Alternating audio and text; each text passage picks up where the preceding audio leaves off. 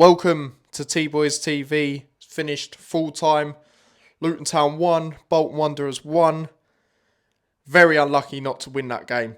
That is how I see it coming out of that game. In terms of the lineup, it does say on here it was a 3-4-2-1, which is interesting.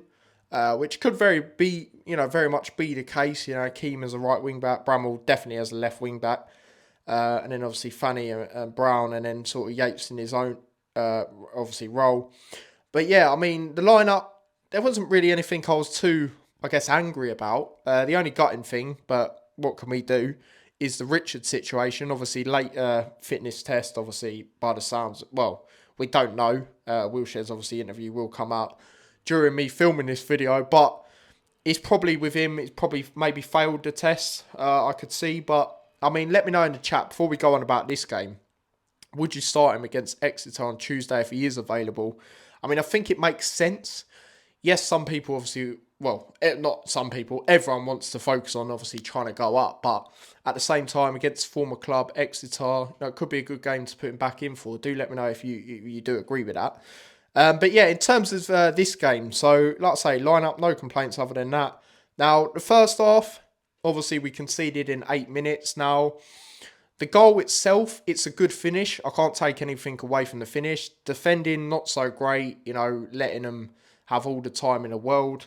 And it was Dempsey who put it away. Good finish into the bottom right corner. Keeley had no chance. But even though we were 1-0 down, like I said on the watch-along, I felt we actually played well. And it wasn't a 1-0 game where, you felt the heads were going to drop and we were just going to capitulate, basically, what we have seen a lot over the, last few years. And we were playing all right. We were playing well. The press was there again, similar to Tuesday night. I thought Walsh was really, really good in the first half. Another good performance. And the thing is with him, we just want to see that consistency. Because when we do see that consistency, very good player. Obviously, he hasn't quite scored for Luton yet. 2 very unlucky chances in the game. Obviously, had a shot that went over the bar, which again, we should have maybe got a penalty from, I felt this was Yates' best performance so far. Let me know if you agree with that. Some people might go, onto the miss that he had, but I'm not going to criticise him for that because, Brown done the right thing, playing the ball in. You've got to from that position, but I do think he put a little bit too much on it.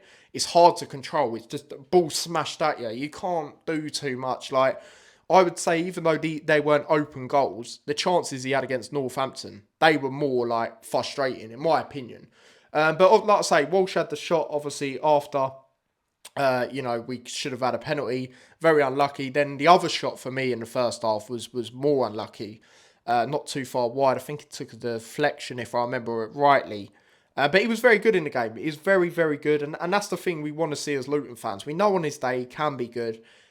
It's just a discipline which does let him down. I mean, there was one little foul in the first half, but in the end, you can't really, moan at him for his performance, I feel. And yeah, as much as we were 1-0 down, we did feel if we get the next goal, we could go on to win the game, despite being 1-0 down. And going into it, I thought if we had to go 1-0 down, we wouldn't win the game. Obviously, I know we didn't win this game, but I just felt we'd probably go on to lose or narrowly get a draw. And then obviously going into the second half, we didn't have to make any changes early. I just don't feel we needed to early because I don't feel anyone was awful. I mean, the only player I would maybe say didn't have a great game was Naismith. I think there's a few moments. It's just anytime he's one-on-one, I do worry nowadays. I mean, it's quite evident in recent games you've seen it. But in terms of the first half in particular, I thought he started off poor, but then he grew into the game. But second half, I mean, when they did go forward at times, which wasn't a lot, especially in comparison to us, he just did look a bit nervy. There was a moment his control was terrible. A player like that should not be doing that. Simple as that. And even though he'd done a great block against Huddersfield, I still felt he had a shaky performance overall, if I'm going to be totally honest.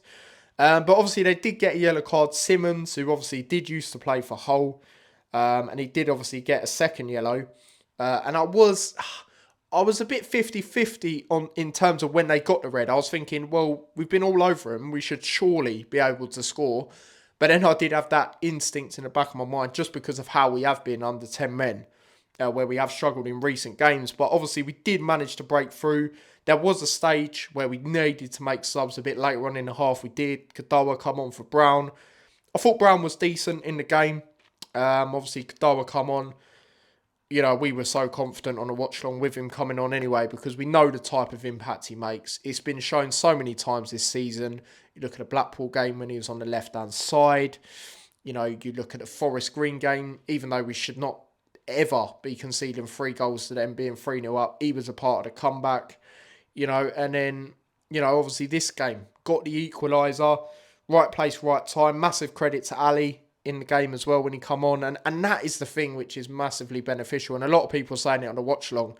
The squad depth, you know, you've got much more confidence with players on the bench that can come on and make an impact. I mean, look how many pacey players we had on the bench to come on and cause havoc out wide. And I've always said it. In terms of our wide players, squad depth, it is absolutely brilliant. And that's without like Isaiah Jones, who I think is way too good for this league, just personally, in terms of when he's attacking. When you're playing him right, which is attacking, going forward. You know, we didn't even have him today as well. And yeah, like I say, Ali, massive credit on the goal.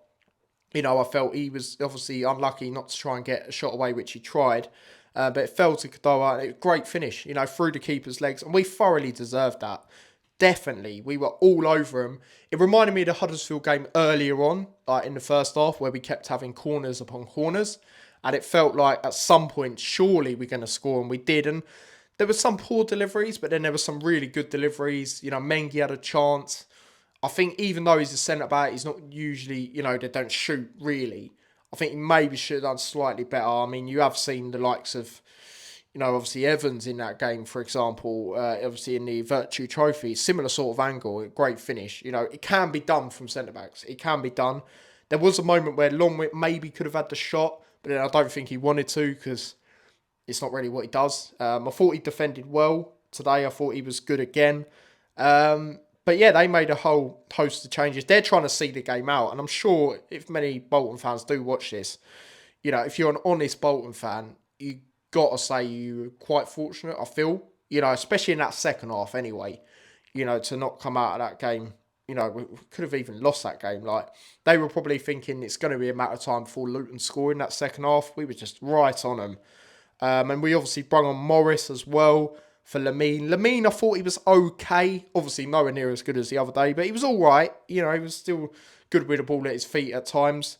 And like I say, Ali was very influential when he come on.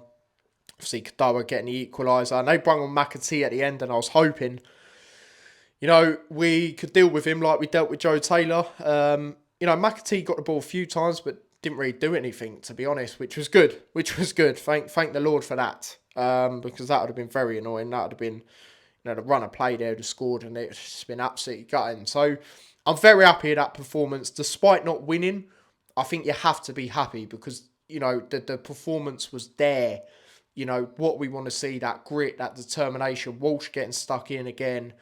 You know, not getting a yellow card as well. Saville again not getting a yellow card like the other night. It's good to see them type of things as well. You know, we were getting stuck in. Like I say, the only player that I don't feel was as great as the others was Naismith, if I'm going to be honest. But the others, I felt they were really, really good in this game. Hakeem, good once again. Mengi was decent. Keeley was decent.